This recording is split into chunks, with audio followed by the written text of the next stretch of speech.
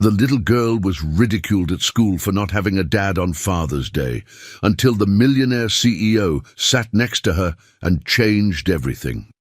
Before we dive into the story, drop a comment below and tell us where you're watching from. Enjoy the story. Lily's heart hammered against her ribs as she stared up at the distinguished stranger beside her.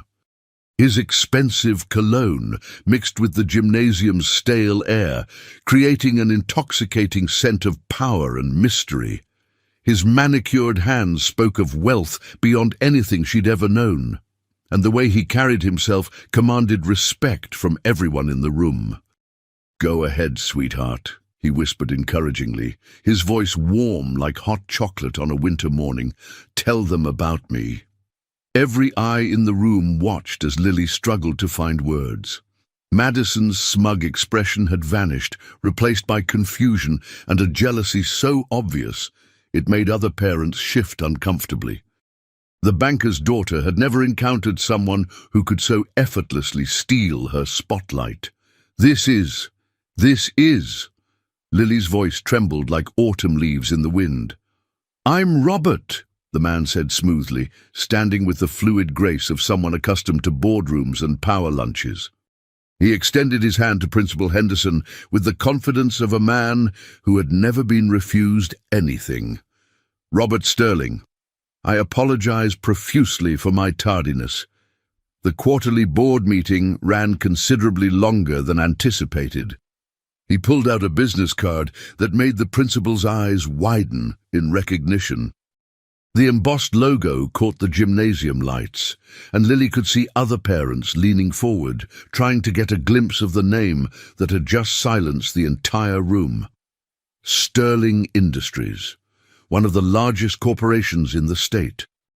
A company whose name appeared on half the buildings downtown, whose charitable donations funded the new library, whose CEO was featured on magazine covers. "What makes your father special, Lily?" Principal Henderson asked, clearly flustered by this unexpected development. Her voice carried a new tone of respect, the kind reserved for major donors and influential board members. Lily looked up at Robert Sterling, this powerful stranger who had somehow known exactly when she needed rescuing.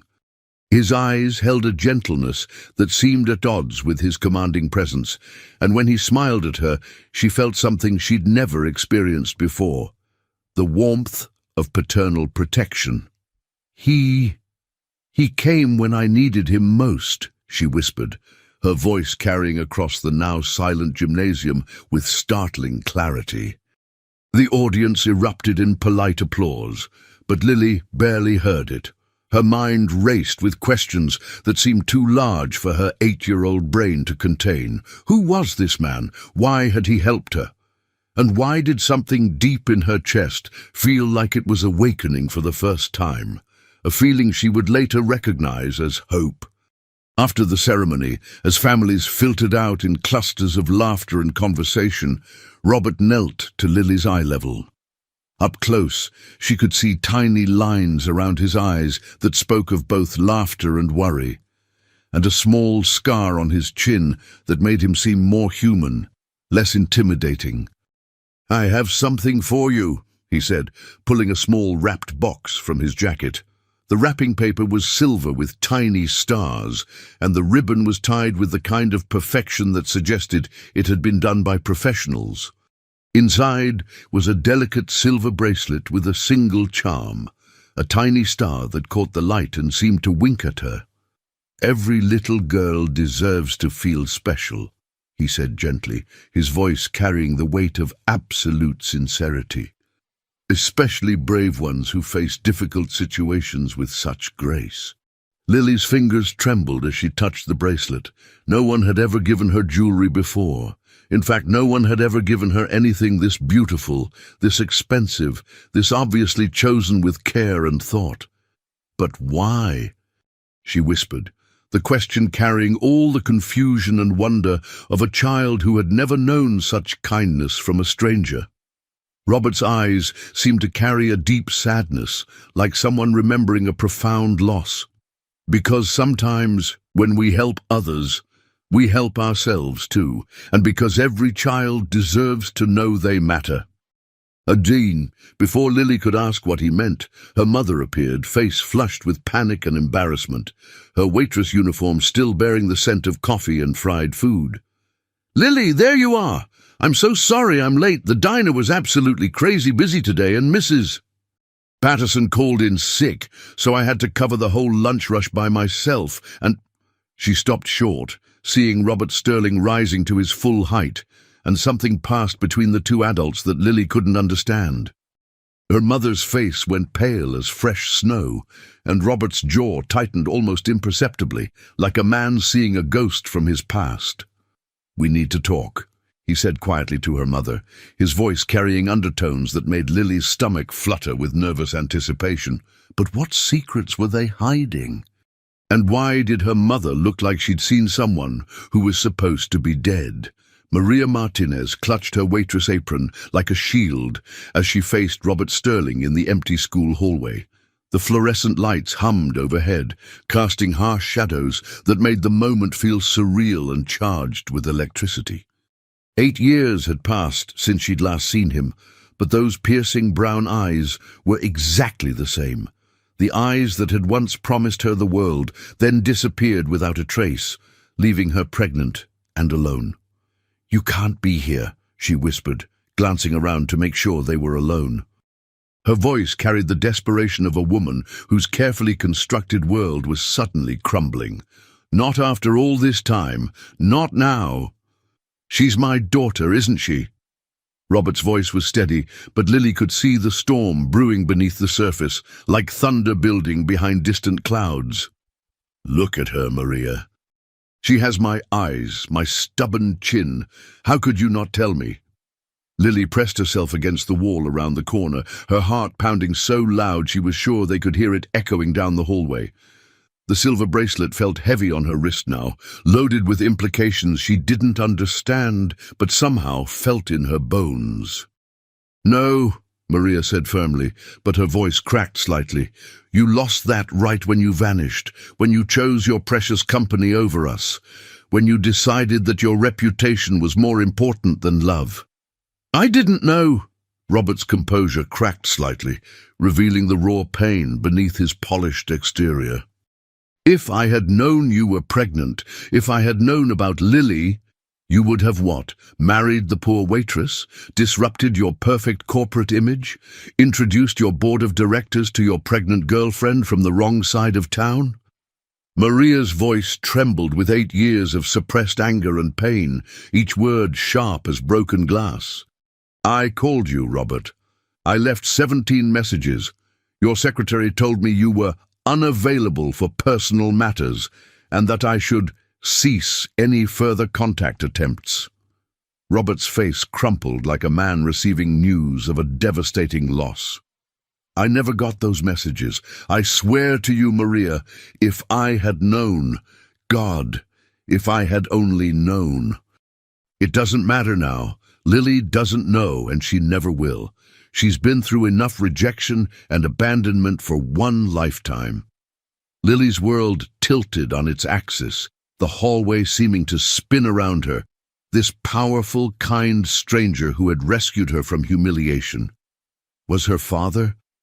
The father she'd dreamed about during countless sleepless nights, wondered about during every Father's Day, cried about in the darkness of her small bedroom while her mother worked double shifts.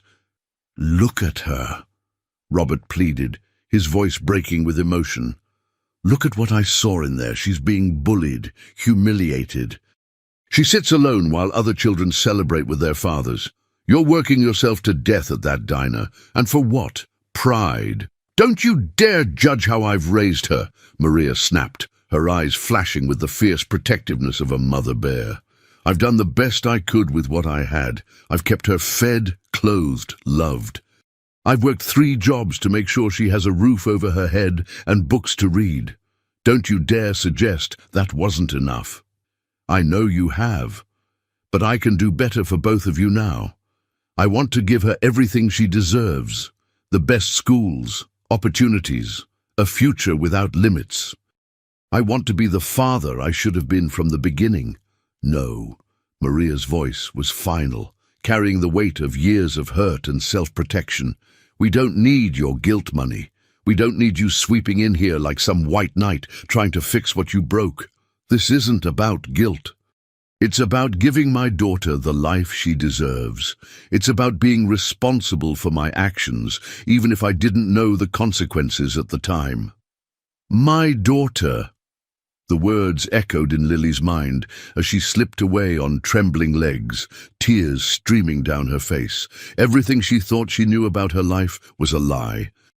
Her mother's late-night crying sessions, their constant financial struggles, the way other adults looked at them with pity. It all made sense now. But if her father was one of the richest men in the state, why had they been living in poverty? And what would happen if she told him she'd heard everything? 3 days later, Lily sat in the corner booth of Murphy's diner, pretending to do homework while watching her mother serve coffee to truck drivers and construction workers. The familiar smells of grease and coffee that had always been comforting now seemed suffocating, reminders of a life of limitation and struggle. The silver bracelet was hidden beneath her sleeve. She couldn't bring herself to take it off, but she also couldn't let her mother see it. The afternoon crowd was thin, just a few regulars nursing coffee and complaining about the heat. Mrs. Murphy, the owner, was in the back counting receipts and muttering about rising food costs. The oscillating fan in the corner pushed the humid air around without really cooling anything. The bell above the door chimed, and Robert Sterling walked in, looking completely out of place in his tailored charcoal suit among the vinyl booths and flickering fluorescent lights. Several customers turned to stare. His presence was like a peacock in a chicken coop, beautiful and utterly foreign. But he paid them no attention. His eyes found Lily immediately, and she saw something in his expression that made her heart skip. "Table for one?" Maria asked professionally, though her hands shook slightly as she grabbed a menu. She wore her professional mask, but Lily could see the cracks forming around the edges. "Actually, I was hoping to sit with my friend here," Robert said, sliding into the booth across from Lily with the easy confidence of a man accustomed to getting what he wanted. Maria's face went white as paper. "Robert, no, we talked about this. I made my position clear." "Did we?" He smiled gently, but there was steel beneath the kindness. "Because I don't remember agreeing to abandon my daughter twice. Once was a mistake, twice would be a choice." Lily looked up from her math homework, trying to appear surprised, though her heart was racing. "Oh, it's you, the man from school, Mr. Sterling, right?" "That's right, sweetheart. How are you doing? How's school treating you?" "I'm okay." She fingered the bracelet beneath her sleeve, the metal warm against her skin. "Thank you again for helping me. It meant everything." Robert's eyes softened, and Lily saw something pass across his face, a mixture of love and regret so profound it took her breath away. "Lily, can I ask you something? What do you want to be when you grow up?" The question caught her off guard. Adults rarely asked her opinion about anything, treating her more like an inconvenience to be managed than a person with thoughts and dreams. I want to help people. Maybe be a doctor or a teacher, someone who makes a difference." "Those are wonderful dreams, very worthy dreams. Tell me, do you like school?" "I love learning," Lily said, her enthusiasm breaking through despite the tension at the table. "I love reading about different places and times. I love solving math problems and writing stories. But what? But school isn't always easy. Some kids are mean because we don't have much money. And my mom can't help with projects because she's always working." Robert's jaw tightened. "Those are wonderful dreams, Lily.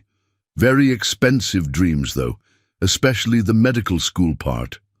Maria appeared at their table, coffee pot trembling in her grip like a leaf in a storm. "Robert, please don't do this to her.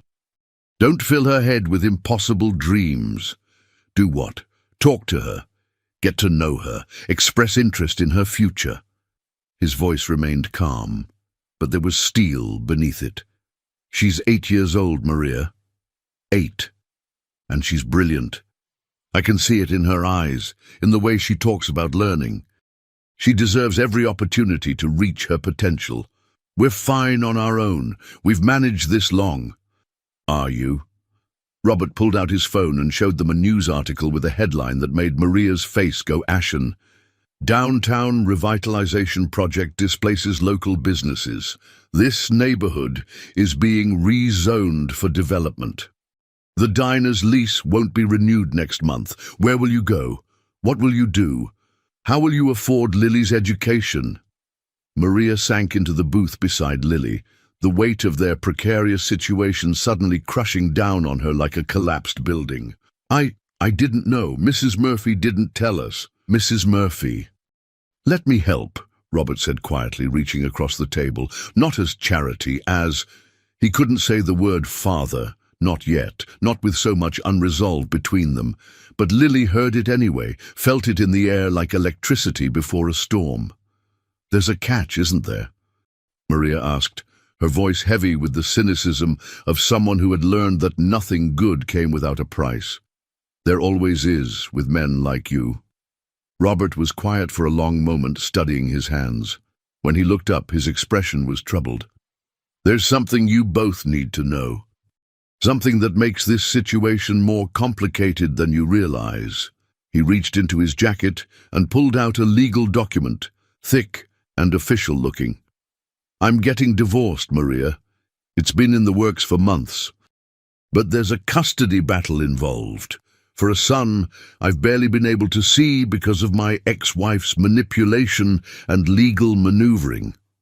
Lily's eyes widened. She had a brother? Somewhere out there was another child who shared her father's eyes, her stubborn chin. If Victoria finds out about Lily, she'll use her as leverage. "She'll try to take both children away from me, or worse, she'll make your lives miserable just to hurt me.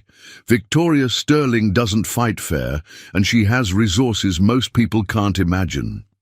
The weight of this revelation settled over the table like a storm cloud, heavy with the promise of thunder. Lily felt the fragile hope that had been building in her chest start to crack. Even having a father came with dangers she'd never imagined. But what they didn't know was that someone had already been watching them, someone with enough power and malice to destroy them all, and that someone was already making plans. Victoria Sterling sat in her pearl-white Mercedes outside Murphy's diner, watching through tinted windows as her soon-to-be ex-husband shared coffee with a waitress and a little girl. Her perfectly manicured fingers gripped the leather steering wheel until her knuckles went white, and her jaw clenched with the controlled fury of a woman who had just discovered the ultimate weapon. She'd hired the private investigator to find dirt on Robert for their divorce proceedings, affairs, hidden assets, anything that would give her leverage in court. But this was beyond her wildest expectations. A secret daughter. 8 years of deception. This was better than any affair, more damaging than any financial impropriety. Her phone buzzed with a text from her lawyer. "How much leverage do you need for the custody case?" Victoria smiled coldly as she typed back, "This will destroy him completely and give me everything I want." She took photos through the window. Robert leaning across the table, touching the little girl's hand, the waitress looking distressed. The intimate, family-like scene that would look so damning in court documents. Her son James would remain with her exclusively, and Robert would be painted as a man who abandoned one child and lied about another. Inside the diner, Lily excused herself to use the restroom, but instead slipped out the back door, needing air and space to process everything. The revelation about Victoria, about having a brother, about the danger they might be in, it was all too much for her 8-year-old mind to contain. The alley behind the diner was narrow and dark, filled with dumpsters and the harsh smell of grease and rotting food. It was here, in this forgotten space between buildings, that she did her best thinking. But today, the familiar refuge felt threatening. She didn't notice the woman in expensive clothes approaching until it was too late. "You must be Lily," Victoria said, her voice silk over steel, cultured and sharp as a blade. Lily looked up, startled. The woman was beautiful in a sharp, dangerous way, like a knife wrapped in velvet. Her clothes probably cost more than her mother made in a month, and she moved with the predatory grace of someone accustomed to getting what she wanted. "Do I know you?" "I'm Victoria Sterling, Robert's wife." She said the word wife with particular emphasis, marking her territory. The world seemed to tilt. This elegant, terrifying woman was married to her father. I don't understand." "Oh, sweetheart." Victoria crouched down, but her smile never reached her ice-blue eyes. "There's a lot you don't understand. Did Robert tell you he already has a family? A real family?" Lily's heart started racing, but she tried to keep her voice steady. "He mentioned a son. My son, James, 12 years old, brilliant, accomplished, destined for greatness, everything a father could want in a child." Victoria's voice dripped poison with every word. "Tell me, dear, what could a man like Robert possibly want with a little bastard from the wrong side of town?" The word hit Lily like a physical blow. She'd heard it before, whispered by cruel kids at school, but never said so directly to her face by an adult.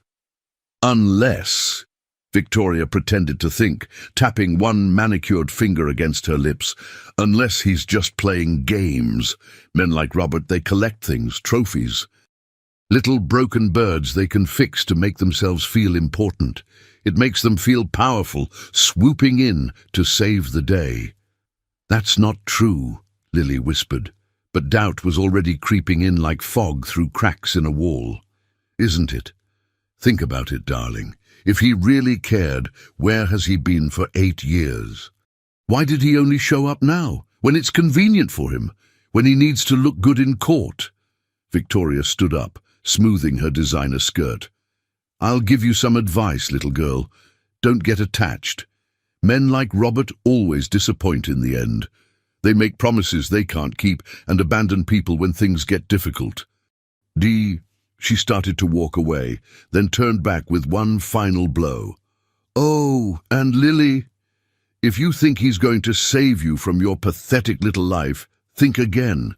I'll make sure he never sees you again. And there's nothing a waitress and her bastard daughter can do to stop me. I have lawyers, money, and power you can't even imagine." Victoria disappeared around the corner, leaving Lily alone in the alley, her world crumbling around her like a house of cards in a hurricane. When she returned to the diner, she couldn't meet Robert's concerned eyes. How could she tell him that his wife had just threatened to destroy their lives? And worse, what if Victoria was right? What if this was all just a game to him? The silver bracelet felt like it was burning her wrist, a reminder of hopes that might be nothing but cruel illusions. That night, as Lily lay in her narrow bed in their tiny apartment, listening to her mother cry softly in the next room, she made a decision that would change everything. She had to find out the truth about Robert Sterling, even if it destroyed her in the process, but she had no idea that Victoria had already set a plan in motion that would tear apart everything her father was trying to build, and that her innocent desire for truth would put them all in more danger than she could possibly imagine. Lily waited until her mother's breathing became deep and even, then crept out of their apartment into the humid night air. She'd never been out alone after dark, but desperation drove her forward like a force beyond her control. She had to know the truth about Robert Sterling, about her father, before Victoria Sterling could destroy whatever chance they might have at being a family. The city bus that ran through their neighborhood was still operating, its tired engine coughing as it made its late-night rounds. Lily used the emergency dollar her mother kept hidden in her backpack to buy a ticket downtown, her hands shaking as she handed the crumpled bill to the bus driver. "You okay, kid?" the driver asked, noting her pale face and the lateness of the hour. "I'm meeting my dad," she said, which was technically true, though the driver looked skeptical. She pressed her face to the window. watching the neighborhoods change from rundown to pristine as they headed toward the business district. Broken streetlights gave way to manicured landscapes, chain-link fences transformed into decorative ironwork, and liquor stores became art galleries and boutique coffee shops. Sterling Industries occupied a gleaming 30-story tower that pierced the night sky like a glass needle, its upper floors glowing with light, even at this late hour. Lily stood on the pristine sidewalk, craning her neck to see the top, when a security guard in a crisp uniform approached. "Little girl, what are you doing out here alone?" "It's past midnight." His voice was kind but concerned, the tone of someone accustomed to dealing with lost children. "I need to see Mr. Sterling," she said with more confidence than she felt. "It's important. It's about family." The guard was about to dismiss her when the building's front doors opened with a soft whoosh, and Robert himself emerged, loosening his tie after another late night at the office. His expensive shoes clicked against the marble steps, and he looked exhausted, older somehow than he had that afternoon. His eyes widened when he saw Lily. "Sweetheart, what are you doing here? It's almost midnight. How did you get downtown?" "I took the bus," she said simply. "I need to ask you something, and I need you to tell me the truth." Robert looked at the security guard, who shrugged and stepped back to give them privacy. "Of course, anything. But first, we need to call your mother. She must be terrified.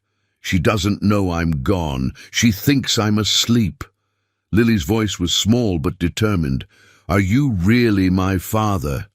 The question hung in the air between them like a loaded gun, heavy with implications and consequences.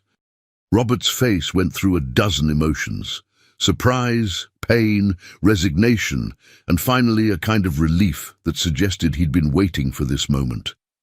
"Yes," he whispered, his voice cracking. "I am." Lily felt her knees go weak. Despite suspecting it, despite overhearing the conversation, hearing it confirmed directly was overwhelming. "Why didn't you come before?" "Because I didn't know you existed until 3 days ago." Robert's voice carried the weight of profound regret. "Your mother tried to tell me, but I was a different person then, focused only on building my company, convinced that business was the only thing that mattered. I had walls up, barriers to protect myself from anything I saw as a distraction. So you didn't choose to leave us?" "God, no." Robert's eyes filled with tears that caught the streetlight. "If I had known about you, nothing would have kept me away. Nothing. I would have moved heaven and earth to be part of your life from the very beginning." Lily studied his face, searching for any sign of deception. All she saw was pain and regret, so deep it took her breath away.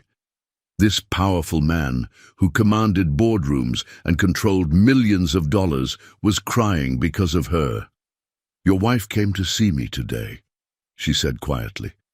Robert's face went ashen, all the blood draining away. "Victoria, what did she say?" "She said you already have a real family, that I'm just a bastard from the wrong side of town." The words still hurt to say, like swallowing glass. Robert's hands clenched into fists, his jaw working with barely controlled fury.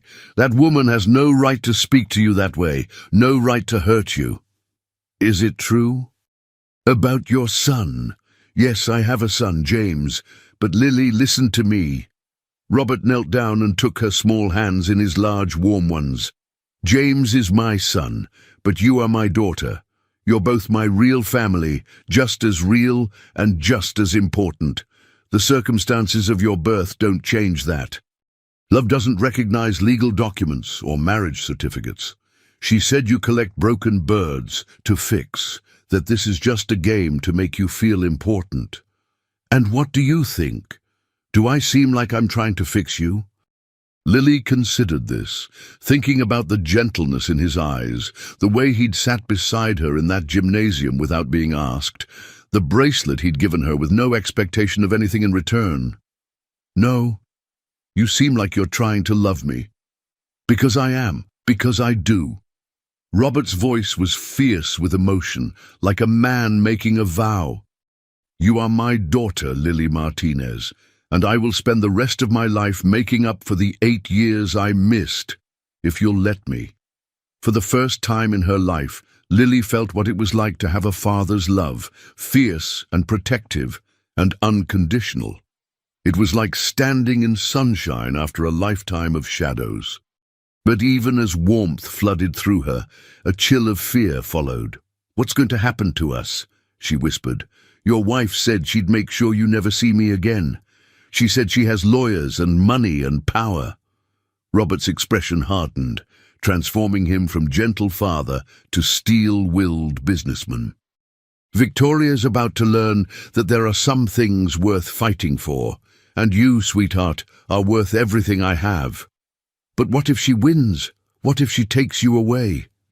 Then I'll keep fighting, and if the courts won't listen, I'll find another way, because that's what fathers do. They fight for their children no matter the cost." But as they stood outside the gleaming tower, neither of them noticed the photographer in the shadows across the street, capturing every moment of their emotional reunion with a telephoto lens. By morning, their picture would be on the front page of every newspaper in the state, and Victoria Sterling would have all the ammunition she needed to destroy them both. Maria Martinez woke to her phone buzzing incessantly at 6 in the morning. Through the thin walls of their apartment, she could hear Mrs. Chen from next door turning up her television and the sound of rapid footsteps in the hallway above. Something was wrong. "Maria, you need to see this." Her friend Sandra's voice was tight with worry. "Turn on Channel 7 News. Now." With trembling fingers, Maria switched on their ancient television. The morning news anchor's voice filled their tiny living room. "Breaking news this morning, as Sterling Industries CEO Robert Sterling was photographed in an intimate late-night encounter with an unidentified young girl outside his corporate headquarters." "What?" The photograph filled the screen. Robert kneeling before Lily, holding her hands, both of them emotional and clearly deep in conversation. To viewers who didn't know the context, it looked damning. The angle made Lily appear even smaller, more vulnerable, and Robert's gesture seemed almost predatory. Sources close to the Sterling family suggest this may be connected to the ongoing custody battle between Mr. Sterling and his estranged wife, Victoria Sterling, over their 12-year-old son, James. Maria's blood turned to ice. In the next room, Lily was just waking up, unaware that their private moment had become public scandal. The girl's identity remains unknown, but Channel 7 has learned she may be connected to a downtown diner where Sterling was also spotted yesterday afternoon. The doorbell rang, not their usual doorbell, but sharp, insistent knocking. Through the peephole, Maria saw a woman with a press badge and a man with a camera. "Mrs. Martinez, we're from Channel 7 News. We'd like to ask you some questions about your relationship with Robert Sterling." Maria's heart stopped. Somehow, they'd already found them. Her phone rang again, this time an unknown number, then another, and another. The voicemails were already piling up. Reporters, lawyers, people claiming to be from social services. Lily emerged from her bedroom in her faded pajamas, rubbing her eyes. "Mom, why is there someone at the door so early?" Before Maria could answer, her phone buzzed with a text from an unknown number. "Check your email, we need to talk." Robert. The email contained a single line. "Pack a bag, both of you. My driver will be there in 20 minutes, trust me." Maria stared at the message, her mind racing. Outside, she could hear more voices, more cars arriving. Their secret was out, and Victoria Sterling's war had officially begun. But as she looked at her daughter's confused face, she realized they were no longer fighting this battle alone. The question was, would Robert's protection be enough against his wife's fury? 20 minutes later, as a black sedan pulled up to whisk them away, Maria noticed the curtains in every window of their building twitching with curious neighbors. Their quiet life was over forever. But none of them knew that Victoria Sterling was already 3 steps ahead, and that the photograph was just the opening move in a game that would destroy everything they held dear. The Sterling mansion sat on 15 acres of manicured grounds in the most exclusive neighborhood in the state. As Robert's driver guided them through the iron gates, Lily pressed her face to the bulletproof window, trying to comprehend the scale of wealth she was witnessing. Marble fountains, perfectly trimmed hedges shaped like swans, and a circular driveway that could accommodate a dozen cars. "This is where you live," she whispered to Robert, who sat across from her looking more nervous than she'd ever seen him. "This is where I used to live," he corrected gently. "Now it's just where I keep some of my things, and where James lives with his mother." Maria shifted uncomfortably in the leather seat. "Robert, I don't think this is a good idea. If Victoria sees us here—" "Victoria is in court filing emergency motions," Robert said grimly. "This may be my only chance to have James meet his sister before the lawyers make it impossible." As they approached the front door, a massive oak structure that looked like it belonged on a cathedral, it swung open to reveal a boy who looked like a younger version of Robert. James Sterling stood in the doorway, 12 years old and trying to appear older, his dark hair perfectly styled and his clothes expensive but casual. "Dad?" His voice cracked slightly, the way 12-year-old voices do. "Mom said you weren't supposed to come here anymore." "I know, son, but there's someone very important I want you to meet." Robert's voice was gentle but firm. "James, this is Lily. She's—" "Your daughter," James finished, his eyes narrowing as he studied Lily. "I know. I saw the news. Mom's been screaming about it all morning."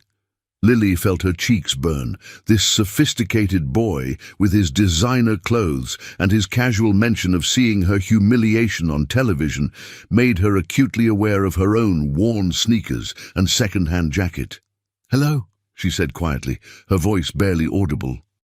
James looked her up and down, not unkindly but with the analytical eye of someone much older than his years. "You're smaller than I expected, and you look like Dad."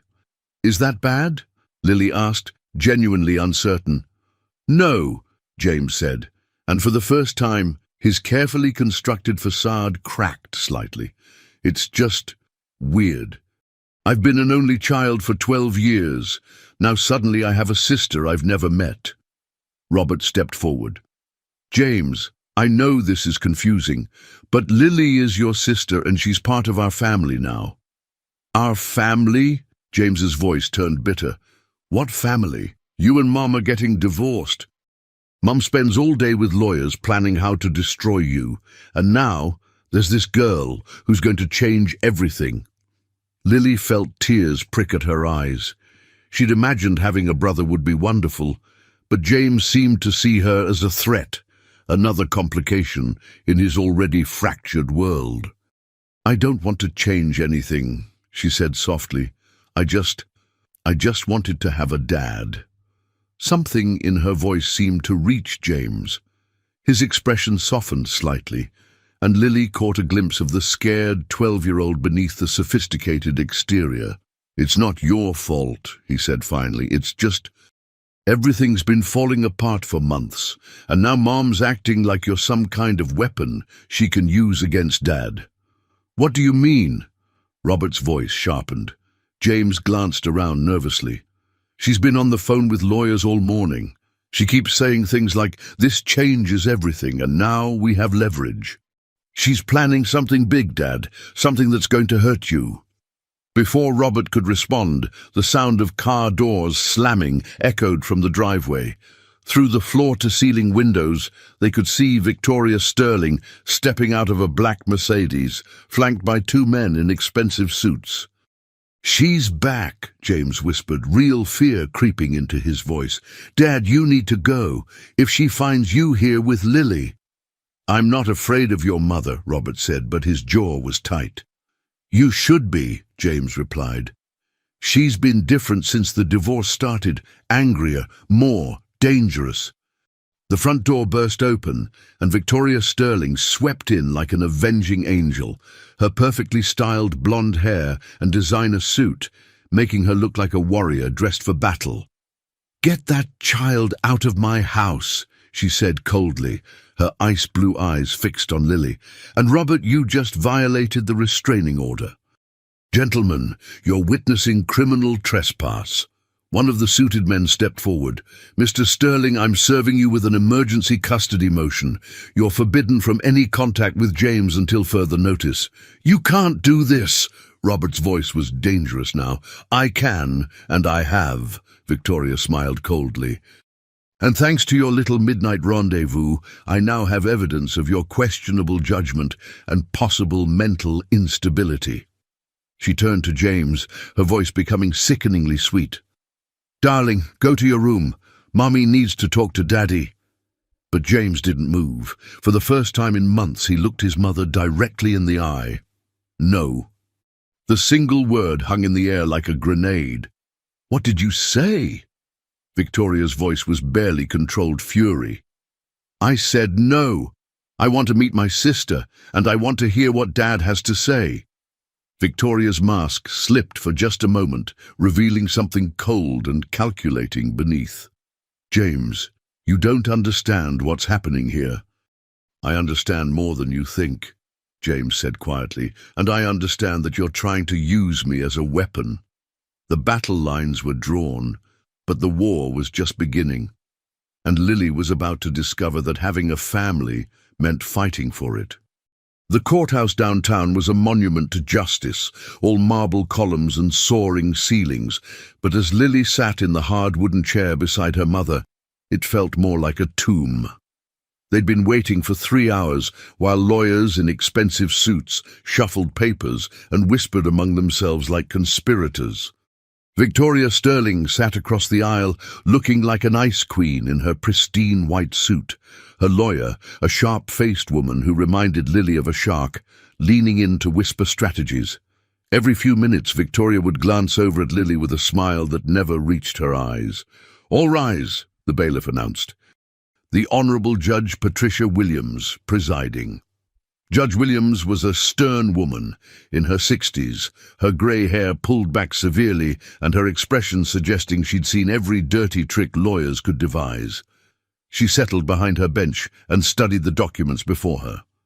"This is an emergency hearing regarding custody modification in the matter of Sterling versus Sterling," she began. "Mrs. Sterling, your attorney has filed some very serious allegations." Victoria's lawyer stood, her voice crisp and professional. "Your Honour, we have evidence that Mr. Sterling has been engaging in secretive and inappropriate behaviour with an unidentified minor child. This behaviour demonstrates a pattern of poor judgment that directly impacts his fitness as a parent." And she gestured to a large screen where the photograph from the newspaper appeared. Robert kneeling before Lily outside his building, both of them emotional. "This photograph was taken at nearly midnight, Your Honour. A grown man meeting secretly with a young girl in a deserted area. When confronted about this relationship, Mr. Sterling has been evasive and hostile." Lily felt her cheeks burn as dozens of people in the courtroom studied the image. Out of context, she could see how it might look suspicious. Robert's lawyer, a distinguished older man named Harrison Wells, stood to object. "Your Honour, Mrs. Sterling's characterization is deliberately misleading. The child in question is irrelevant," Victoria's lawyer interrupted. "The point is that Mr. Sterling's judgment is clearly compromised. He's making midnight rendezvous with minors and bringing unknown children into contact with his son, James." Judge Williams studied the photograph carefully. "Mr. Sterling, what is your relationship with this child?" Robert stood, his face pale but determined. "Your Honour, the child is my daughter." A murmur rippled through the courtroom. Victoria's lawyer smiled like a cat who'd caught a particularly fat mouse. "Your daughter, Mr. Sterling. But you testified under oath during these divorce proceedings that you had only one child, James Sterling. Are you now admitting to perjury? I was not aware of her existence at the time of my previous testimony, Robert said firmly. I recently discovered that I have a daughter from a previous relationship. A relationship you concealed from these proceedings, Victoria's lawyer pressed. A child you've hidden for 8 years. This demonstrates a pattern of deception that goes to the heart of Mr. Sterling's character. Judge Williams looked troubled. Mr. Sterling, why didn't you report this discovery to the court immediately?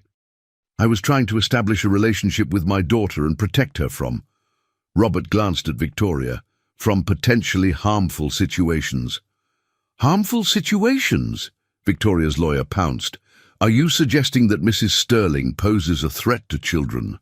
I'm suggesting that my ex-wife has demonstrated vindictive behavior and... Objection! Victoria's lawyer was on her feet. Mr. Sterling is making unsupported accusations. Sustained, Judge Williams said. Mr. Sterling, stick to facts.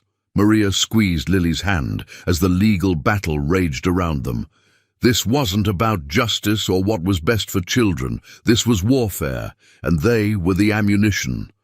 Your Honor, Victoria's lawyer continued, we're also concerned about Mr. Sterling's judgment in bringing this child and her mother, a woman of limited means and questionable background, into contact with James Sterling. The influence on our client's son could be significant. The words hit Lily like physical blows. Questionable background. Limited means. They were talking about her mother like she was some kind of criminal. Furthermore, the lawyer pressed on, we have evidence that Mr. Sterling has been providing financial support to this woman and her child, possibly in exchange for... That's enough! Robert's voice cut through the courtroom like a blade. You will not impugn the character of my daughter or her mother. Mr. Sterling, Judge Williams warned, you will control yourself in my courtroom. But Victoria was smiling now, satisfied. She'd accomplished exactly what she'd set out to do, make Robert look unstable, make Lily and Maria look like opportunists, and paint herself as the protective mother looking out for her son's best interests. Your Honor, Victoria's lawyer said smoothly, in light of these revelations, we're requesting immediate suspension of Mr. Sterling's custody rights pending a full investigation into his relationship with this child and his fitness as a parent. The courtroom seemed to tilt around Lily. They weren't just trying to keep Robert from seeing James. They were trying to keep him from seeing her, too. Judge Williams was quiet for a long moment, studying the documents before her. When she spoke, her voice was heavy with the weight of decision.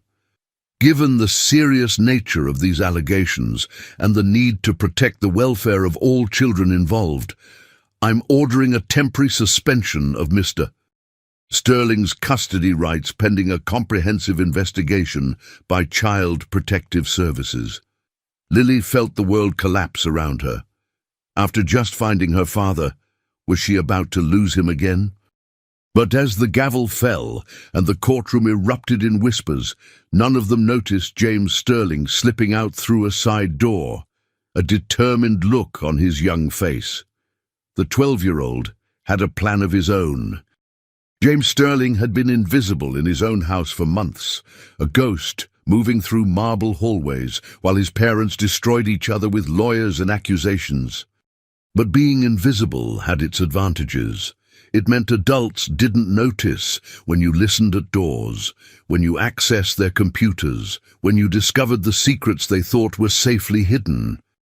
Tonight, as his mother celebrated her courtroom victory with expensive champagne and phone calls to her society friends, James sat in his father's home office, staring at documents that changed everything. The private investigator's report was damning, but not in the way Victoria had intended. James had found the original file, not the sanitized version presented to the court. The investigator had dug deep into his mother's background, and what he'd discovered painted a very different picture than the grieving, protective mother she portrayed in public. Victoria Sterling hadn't always been Victoria Sterling. 20 years ago, she'd been Victoria Chen, a struggling actress with mounting debts and a reputation for manipulating wealthy men. The file contained photographs, financial records, and witness statements that told a story of calculated deception spanning decades. But the most damning evidence was a series of email exchanges between Victoria and her lawyer from 6 months ago, months before the custody battle began. They'd been planning to destroy Robert's reputation all along, using James as leverage to extract the maximum possible settlement. The key is to make him look unstable, one email read. If we can document any behavior that suggests poor judgment or potential danger to James, we can argue for supervised visitation only. With full custody, I control his access to his son and his money. James felt sick as he read his mother's clinical analysis of how to manipulate the legal system, how to use him as a weapon against the father he desperately wanted to love. But there was more. The investigator had also looked into the messages Maria Martinez had left 8 years ago, the ones Robert claimed never to have received. The truth was worse than negligence. Victoria had been intercepting Robert's personal communications for years, using her access to his home office to monitor and control his relationships. She'd known about Lily. She'd known about Maria's pregnancy. And she'd deliberately kept Robert from learning about his daughter to maintain her position as the only woman with children in his life. James printed the documents with shaking hands. His 12-year-old mind struggled to process the magnitude of his mother's deception, but one thing was clear. His father was innocent, and his half-sister was in danger. The next morning, as Victoria prepared for another day of legal maneuvering, James made a decision that would change everything. He called Lily. "Hello?" Her voice was small and scared when she answered her mother's phone. "Lily, it's James, your brother. I need to see you. And I need to see Dad. I have something that's going to change everything." But the judge said, "The judge was lied to. My mother has been lying to everyone, but I have proof, and I'm going to make sure the truth comes out." "Where can we meet?" James thought for a moment. "Do you know where Lincoln Elementary is? Where you first met Dad?" "Of course. Meet me there at 3 o'clock, in the gymnasium, and bring Dad if you can. It's time the adults knew what Victoria Sterling is really capable of." As James hung up the phone, he heard his mother's voice echoing from downstairs, already planning her next move in the legal chess game she'd been playing for years. But she'd made one crucial mistake. She'd underestimated her own son. At 3 o'clock that afternoon, in the same gymnasium where Robert had first sat beside Lily, 3 generations of Sterlings would finally confront the truth that had been hidden for 8 years. But Victoria Sterling wasn't done fighting. And when she discovered her son's betrayal, her fury would make everything that had come before look like a gentle breeze before a hurricane. The final battle was about to begin, and this time, the stakes weren't just custody or money. They were the future of a family that had already lost too much time. The Lincoln Elementary Gymnasium felt different in the late afternoon light, the same space where Lily had faced her deepest humiliation and found her greatest hope now stood silent, the basketball hoops casting long shadows across the polished floor. But today it would become the battleground where truth finally confronted lies. James arrived first, clutching a manila folder that contained his mother's carefully hidden secrets. His hands trembled slightly, not from fear, but from the magnitude of what he was about to unleash. At 12, he was about to destroy his mother's life, but he'd come to understand that some lies were too dangerous to protect. Robert appeared in the doorway with Lily and Maria, all 3 of them moving carefully, aware that they were violating court orders simply by being together. The legal system had painted Robert as dangerous, But looking at him now, this man who radiated love and protection when he looked at his daughter, James wondered how anyone could believe such lies. "James," Robert's voice was heavy with concern. "Son, you shouldn't be here. If your mother finds out—" "She's going to find out anyway," James said, his voice steadier than he felt, "but not before everyone else knows the truth." He opened the folder and spread the documents across the gymnasium floor like cards in a deadly game. "Dad, you never got the messages about Lily because Mom intercepted them. She's been monitoring your personal communications for years." Robert's face went white as he examined the email printouts. "These are from Victoria's account." "She knew about Lily from the beginning," James continued, his voice gaining strength. "She knew Maria was pregnant, she knew you had another daughter, and she deliberately kept you from finding out because it threatened her position." Maria sank onto one of the bleachers, her face crumpling. 8 years, 8 years of struggling alone, of watching Lily wonder why her father didn't want her, and she knew all along. "There's more," James said grimly. He pulled out another set of documents. "The custody battle wasn't about protecting me. It was about money and control. Mom's been planning to destroy your reputation for months, Dad. She wanted to make you look unstable so she could get full custody and maximum alimony."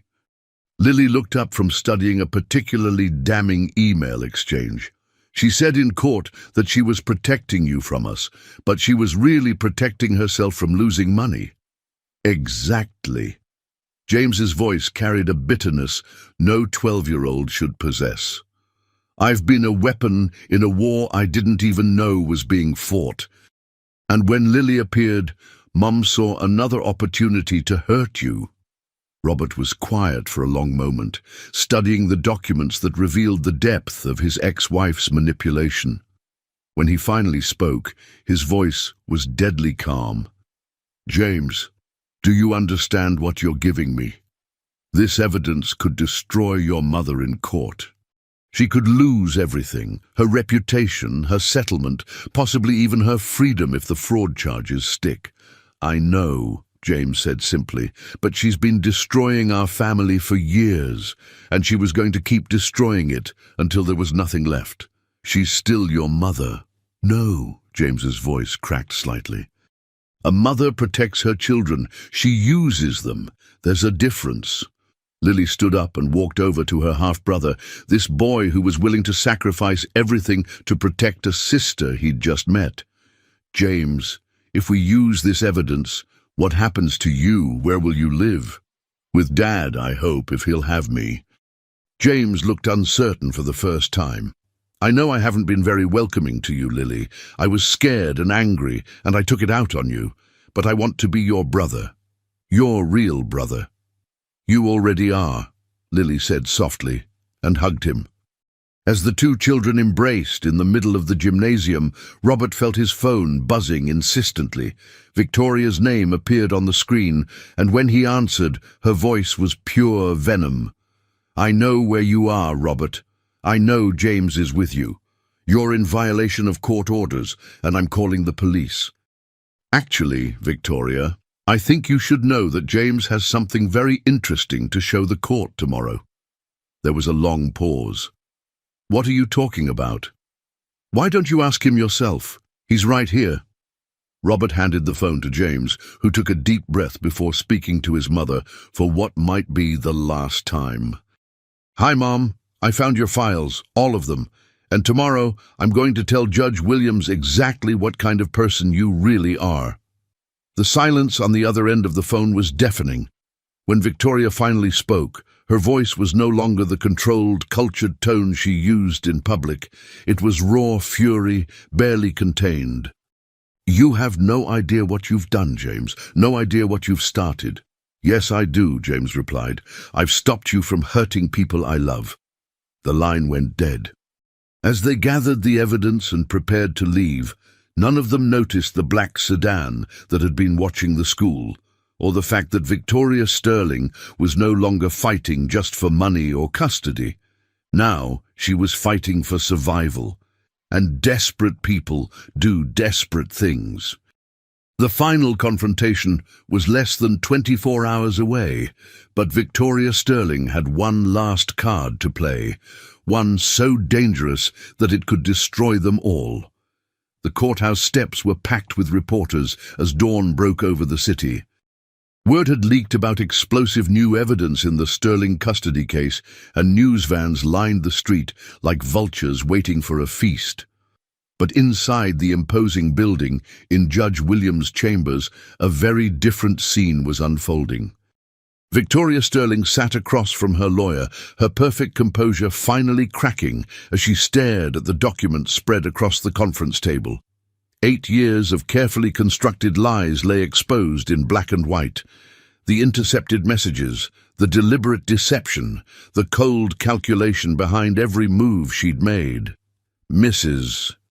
Sterling, Judge Williams said quietly, I've been on this bench for 23 years, and I've never seen evidence of such systematic manipulation of both the legal system and a family.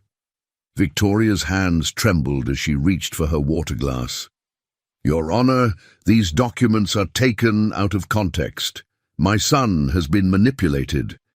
Your son, the judge interrupted, recorded your phone calls, all of them, including the one where you instructed your lawyer to destroy Robert completely and make sure that bastard child never sees a penny. Across the table, Robert sat with his arm around James, who looked older than his 12 years, but finally, for the first time in months, at peace.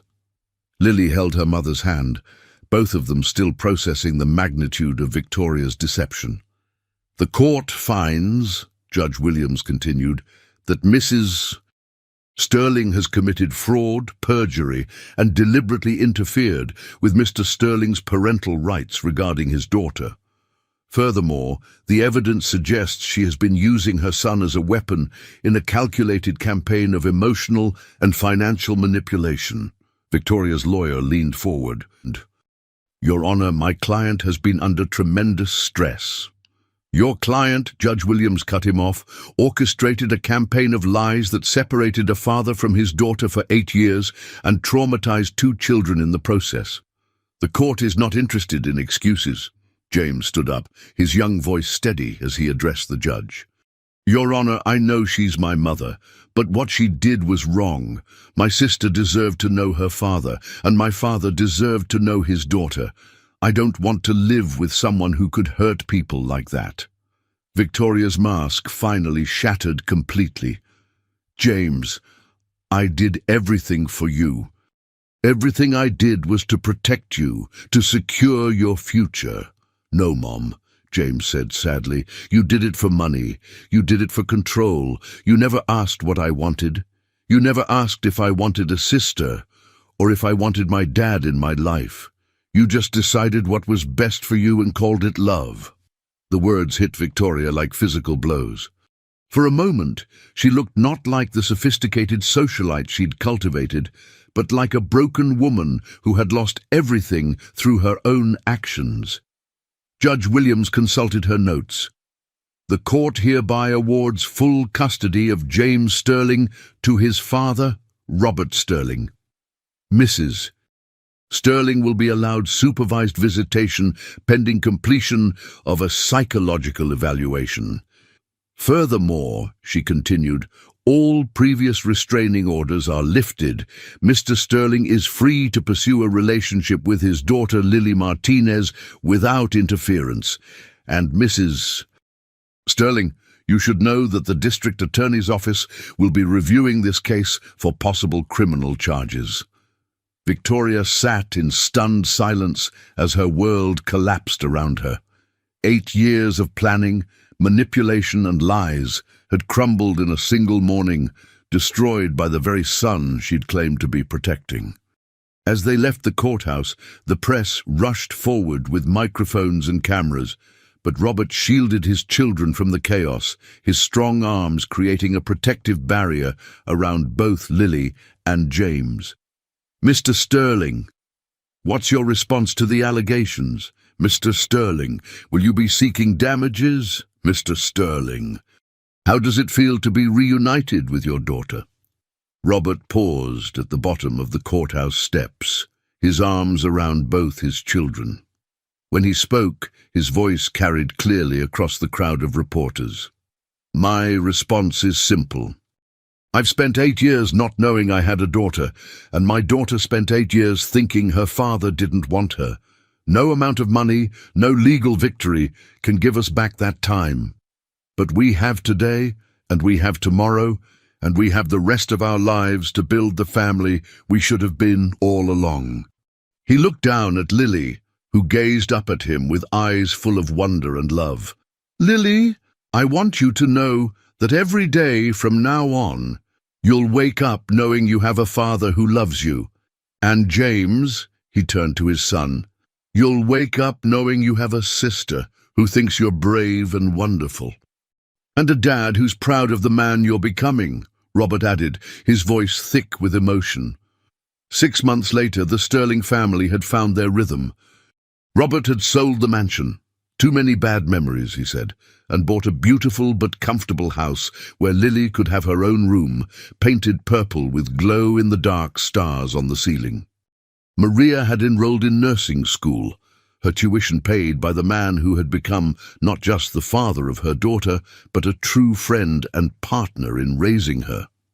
James adapted to his new school remarkably well and surprised everyone by developing a fierce protective streak when it came to his little sister. The first boy, who made fun of Lily's second-hand clothes, found himself facing a very determined 12-year-old who had learned a thing or two about fighting for family. On Father's Day that year, the Lincoln Elementary Gymnasium hosted its annual celebration again. But this time, when they called Lily's name, she stood up proudly with both her father and her big brother beside her. "This is my dad, Robert Sterling," she said, her voice clear and strong. "He teaches me that love is never too late, and that family is worth fighting for." The audience applauded, but Lily wasn't finished. "And this is my brother James. He taught me that being brave sometimes means doing the right thing even when it's hard." As the ceremony continued, Robert looked around the gymnasium, the same place where he'd first sat beside a heartbroken little girl and changed both their lives forever. Sometimes, he reflected, the best families aren't the ones you're born into, but the ones you choose to fight for. And sometimes, the greatest gift you can give someone isn't money or success or security. It's the simple knowledge that they matter, that they're loved, and that they'll never have to face the world alone again. In the end, Victoria Sterling had been right about one thing.